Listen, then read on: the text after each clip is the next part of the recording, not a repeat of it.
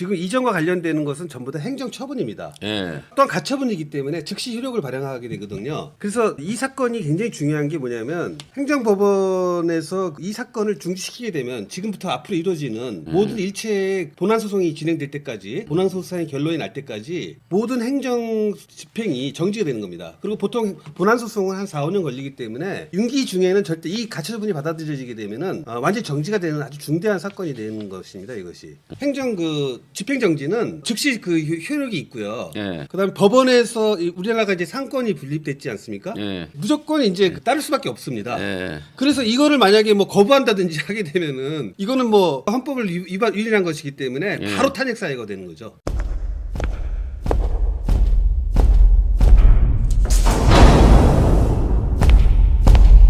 내 이름!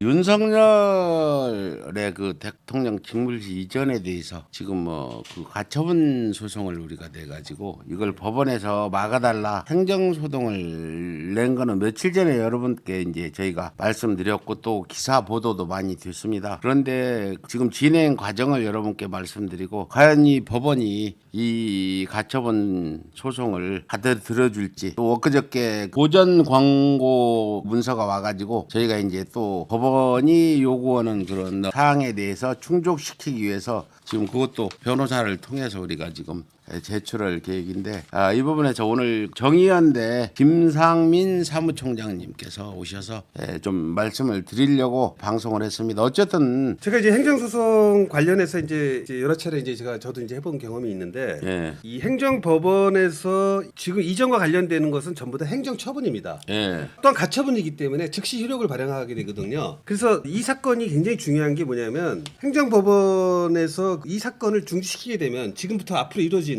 모든 일체의 본안소송이 진행될 때까지 본안소송의 결론이 날 때까지 모든 행정 집행이 정지가 되는 겁니다. 그리고 보통 본안소송은 한 4, 5년 걸리기 때문에 윤기 중에는 절대 이 가처분이 받아들여지게 되면은 완전히 정지가 되는 아주 중대한 사건이 되는 것입니다. 이것이. 예. 그래서 지금 우리 사무총장님은 이 소송이 어떻게 그 진행이 돼가지고 윤석열의 용산 집무실 이전을 정지시킬 수 있다 이런 자신감을 가지고 계신가요? 이 용산 이전이 지금 이제 윤석열이 지금 뭐 인전한다고 하지만 이 말로만으로도 사실은 믿을 수가 없습니다. 왜냐하면 지금까지 한 말이 계속 뒤집어 왔거든요. 처음에 이 말이 이제 언론에 크게 보도됐던 게 그 지난 1월 27일 날 그 윤석열이 그 앞으로 공약을 갖다 발표하면서 뭐 경호 문제라든지 외빈 문제를 충분히 검토해서 광화문시대를 열겠다라고 약속을 했어요. 1월 달에. 그러고 나서 선거 기간 중에 2월 15일 날 유세에서 뭐라 그랬냐면은 그 청계광장에서 그러고 나서 3월 10일 날 당선 직후에 뭐라 그러냐면 이제 지난주에도 점검을 끝났기 때문에 광화문으로 간다 이렇게 분명히 얘기했어요. 당선 직후에. 예, 3월 10일 날. 그러고 나서 3월 12일 날 대통령이 있어야 될 곳 또 점검해야 할 곳에 대해서 사실상 내부 시나리오를 거친 상태입니다. 이래갖고 아직까지 이제 계속 광화문을 얘기하고 있었어요. 그 다음에 16일 날 갑자기 6일 만에 용산을 포함해서 여러 개의 후보지를 놓고 있습니다. 뭐 이렇게 얘기했어요. 아니 지금 선거 때는 딱 하나 강화문시대라고 그랬죠. 근데 일주일 있다가 용산이 포함됐다. 그런 식으로 이제 검토를 한다 그래놓고 20일 날 용산이 합리적이라고 아예 브리핑까지 하면서 이제 20일 날 이제 결정을 했죠. 그러면서 청와대를 0시에 5월 김은혜 대변인이 0시에 공개하겠다. 이제 이렇게 얘기를 했어요. 청와대를 이제 개방하겠다. 지금에. 그런데 그러니까 이제 사람들이 이제 얘기할 거 아닙니까? 지금 뭐 안보 저기 청와대 그 NSC 하고 있는 그 지하 벙커라든지 안보 시설들을 이런 것들이 다 이전이 안 되는데 어떻게 할 거냐 이렇게 얘기를 하니까 뭐 용산으로 가서 뭐 어떻게 한다 이런 얘기 하다가 또 그것도 이제 안 된다고 하니까 지금 뭐라 그랬냐면 25일 날 안보 버스를 이용을 해서 하겠다 그랬어요. 청와대 시설 하나도 안 쓰고. 근데 22일 날인가 안보위에서는 청와대에서 하기로 했다는 보도가 나왔거든요. 나왔는데 그 청와대 발도 들이지 않는다. 이거 발을 들이면은 뭐 윤석열에 무슨 큰 해가 있는 건지 지금 그것도 바로 하루 이틀 만에 바꿔버렸잖아요.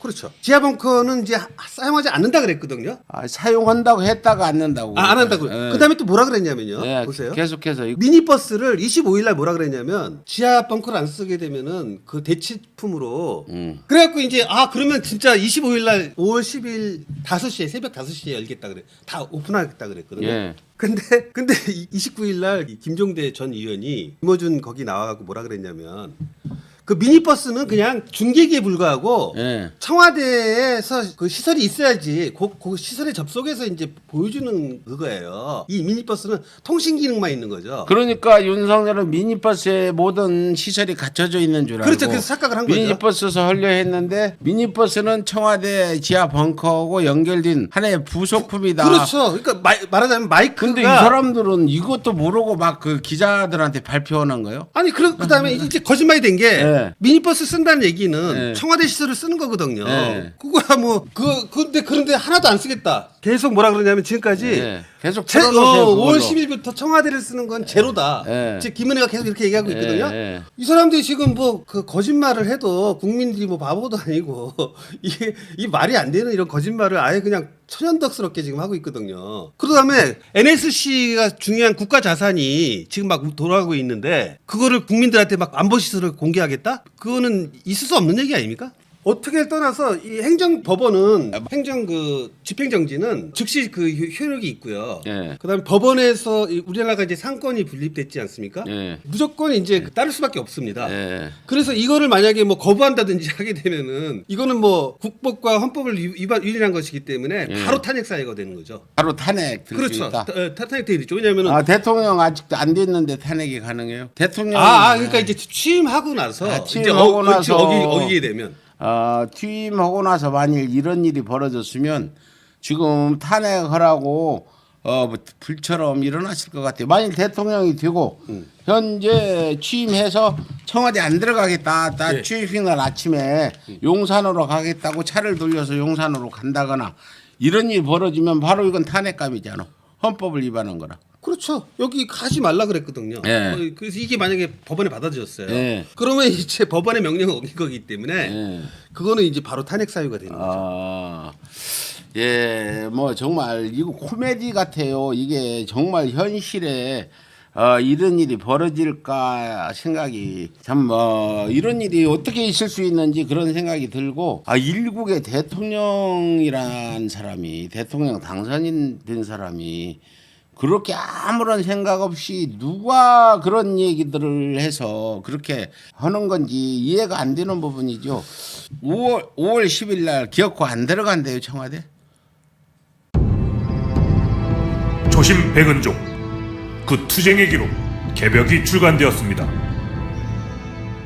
개벽은 이명박이 대통령으로 당선된 직후부터 시작되어 구속되기까지의 여정을 기록한 안티 이명박 투쟁의 역사입니다. 노무현 대통령 분향소를 침탈한 천인공노할 사건과 독도 소송을 함께한 이재명의 이야기, 그리고 이명박 독도 발언의 진실이 담겨 있습니다. 이재명을 저격한 김부선의 실체가 궁금하십니까? 윤석열 검찰이 백은종을 사찰한 이유가 궁금하십니까? 개벽에 모든 이야기가 담겨 있습니다. 시민운동가 백은종과 서울의 소리에 힘을 보태주십시오. 여러분의 지지와 성원을 기다립니다. 감사합니다.